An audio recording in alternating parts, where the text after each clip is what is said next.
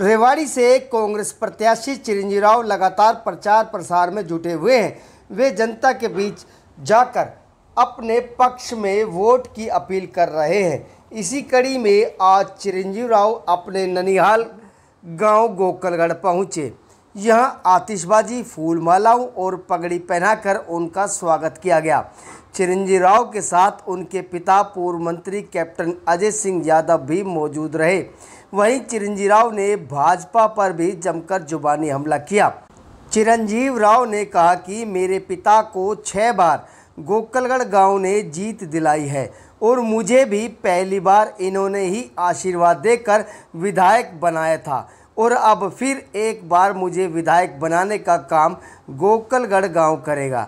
चिरंजीव राव ने कहा कि गोकलगढ़ गांव में विकास कार्य केवल कांग्रेस सरकार में ही हुए थे, उसके बाद गोकलगढ़ में कोई काम नहीं हुआ। उन्होंने भाजपा पर जुबानी हमला बोलते हुए कहा कि आए दिन भारतीय जनता पार्टी को उनके बड़े नेता छोड़ रहे हैं। भारतीय जनता पार्टी का घर पूरी तरह से बिखर गया। विधानसभा चुनाव में 10 सीट का आंकड़ा भी भाजपा नहीं छू पाएगी। भाजपा पार्टी ओबीसी को वोट के लिए इस्तेमाल कर रहे हैं। पूर्व गृह मंत्री अनिल विज द्वारा खुद को भावी मुख्यमंत्री का बयान दिए जाने पर कहा कि भाजपा के शीर्ष नेता खुद का ये कह रहे हैं कि नायब सैनी ही उनके मुख्यमंत्री होंगे, लेकिन बावजूद इसके इस तरह के बयान दर्शाते हैं कि यह अपने हाईकमान की भी नहीं सुनते और अपने आप को उनसे ऊपर मानते हैं।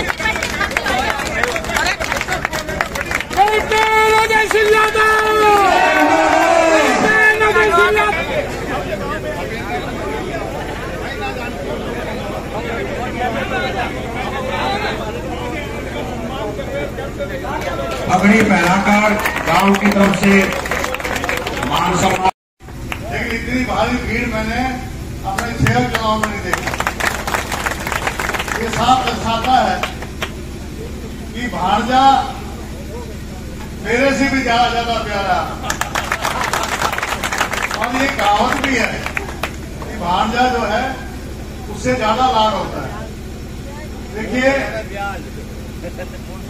सारी बातें जो है चिरंजीवी ने कह दी हैं। मैं तो आप लोगों को एक ही बात कहना चाहता हूं, अगर आप चाहते हैं कि महंगाई खत्म हो, अगर आप चाहते हैं कि बेरोजगारी खत्म हो, अगर आप चाहते हैं कि भ्रष्टाचार खत्म हो। अपने गांव गोकलगढ़ के अंदर मेरे सभी नाना नानी, मामा मामी और भाई बहनों ने जिस तरह से मेरा स्वागत किया है, मुझे शब्दों में वो बयान नहीं कर सकता जिस प्रकार का स्वागत आज यहाँ पर हुआ है। और मुझे लगता है गोकलगढ़ एक ऐसा गांव रहा है जिसने कप्तान साहब को 6 बार बनाया है। मेरे कप्तान साहब को 6 बार बनाया है, मुझे इन्होंने पहली बार में बनाया। और जिस तरह का आज यहाँ प्यार मिला है, आज इससे साफ हो गया है कि आने वाले समय के अंदर जब 5 अक्टूबर को वोट डलेंगी तो सारी की सारी वोटें गोकलगढ़ गांव की, अपने गांव की हाथ के निशान पर और मुझे मिलेंगी। बताइए कि कुछ समस्या है गोकलगढ़ की, विशेष तौर पर गंदे पानी की, जैसे शमशान घाट के कच्चे रास्ते की, उनको लेकर के कैसे पूरा? देखिए, आप जानते हैं गोकलगढ़ के अंदर जितना भी काम कराया वो तभी हुआ जब हम लोगों की सरकार थी, ये सब मानते हैं। आप सड़कें देखेंगे वो तब बनी, सीवर तब डले जब हमारी सरकार थी, +2 हमने करवाया, पशुओं का अस्पताल हमारे समय में बना, सामुदायिक भवन हमने बनवाया। ये गंदे पानी की समस्या है, इसका आज मैं वादा करके जा रहा हूँ कि आने वाले समय में सत्ता में आने के बाद हम लोग इसको 1 साल के अंदर इस काम को पूरा करेंगे। आज जिस तरीके से बीजेपी की तरफ से एक मैसेज सेपरेट किया गया कि गोकलगढ़ के अंदर कांग्रेस के गढ़ में सेंध लगाई गई, क्या कहेंगे इसको? ये तो आज आप लोगों ने देख ही लिया होगा अपने आप, भाजपा को तो अपने आप जवाब मिल गया होगा। जब पूरा गांव निकल कर आया है तो मुझे लगता नहीं उनको जवाब देने की जरूरत है। और ये तो आपके कैमरे में कैद हो गई है, ये तस्वीरें तो ये किसी से छुपी नहीं है। भाजपा को अपना जो सवाल का जवाब है आज गोकलगढ़ गाँव ने अपने आप दे दिया। बाजारों में वोट मांग रहे हैं, क्या कहेंगे? देखिए, मैं तो ये कहूँगा वोट अपने मुद्दों पे मांगे, अपने काम पर मांगे।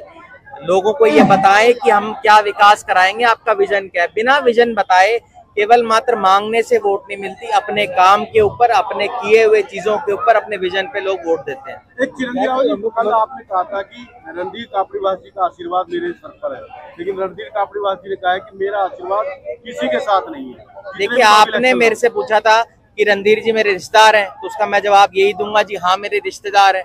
आपने फिर पूछा क्या उनका आशीर्वाद आपके साथ है, तो वो मेरे बड़े हैं, वो मेरे बुजुर्ग हैं, उनका मैंने आशीर्वाद दिया। मैंने आपको कभी ये नहीं कहा उन्होंने मेरे को राजनीतिक आशीर्वाद दिया है, मैंने ये कहा उनका आशीर्वाद मेरे साथ है, और बड़े बुजुर्गों का आशीर्वाद तो हमेशा आपके साथ होता है। तो मेरी बात तो सही साबित होगी ना कि वो किसी के साथ नहीं है, तो ये भी मेरे लिए आशीर्वाद ही है। विधायक मुख्यमंत्री हो या फिर अन्य नेता बीजेपी की मान मनोबल में लगे तमाम नाराज नेता हैं, उनको मनाने पहुंचे हैं, किस तरह से देखते हैं बीजेपी जब आज मान मनोबल में? आज हम देख रहे हैं बीजेपी के घर के अंदर इतना कलेश हो चुका है। आप देखते हैं आए दिन उनके नेता भाग के जा रहे हैं। उनके ओबीसी के जो चेयरमैन है प्रदेश के, उन्होंने पार्टी छोड़ दी, धीरे धीरे करके उनके सारे नेता पार्टियां छोड़ के जा रहे हैं।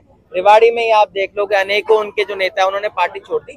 बीजेपी का घर जो है वो पूरी तरह से बिखर गया है। आने वाले समय में आप देखिएगा कि वो 10 का आंकड़ा भी प्रदेश में नहीं पकड़ पाएंगे। सैनिक कार्ड खेला गया था, मुख्यमंत्री भारतीय सैनिक को नागौर में बनाने पहुंचे, क्या वो अब कामयाब होता दिख रहा है कि इसमें भी डंड लगे है? देखिए, हर तरीके से इनको किसी का वोट नहीं मिलने वाला, सिर्फ ये ओबीसी जो वोट है उसको वोट के लिए इस्तेमाल करते हैं, और सब लोग इस बात को समझ चुके हैं। आने वाले समय में आप देखिएगा इनको जनता जवाब देने का काम करेगी। आप अगर कोई काम कराते तो आपको उसके लिए कुछ मिलता। कि आप भी राहुल गांधी की तरह संविधान सामने में रखने लगते हैं, थोड़ा सा इसके बारे में बता दीजिए। देखिए, आप सभी जानते हैं कि बीजेपी ने नारा दिया था, उनके नेताओं ने कहा था, उनके सांसदों ने कहा था कि अगर हमारी 400 से ज्यादा सीटें आई तो हम संविधान को बदल देंगे।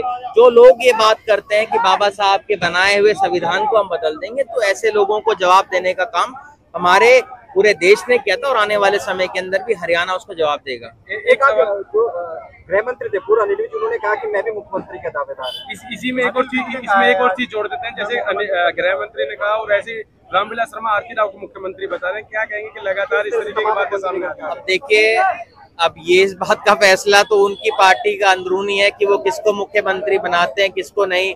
ये कभी तो कहते हैं कि इनके जो सैनी साहब है नायब सिंह जी, वो उनके मुख्यमंत्री के चेहरे होंगे, पर ये अपने आला कमान की बात ही नहीं मानते। जब इनके आला कमान खुद ये बात कहकर गई है कि नायब सिंह हमारे सीएम के चेहरे होंगे, तो ये शायद पार्टी का जो इनका हाई कमांड है उससे भी ऊपर है, जो खुद बताने लग रहे हैं कि हम सीएम होंगे।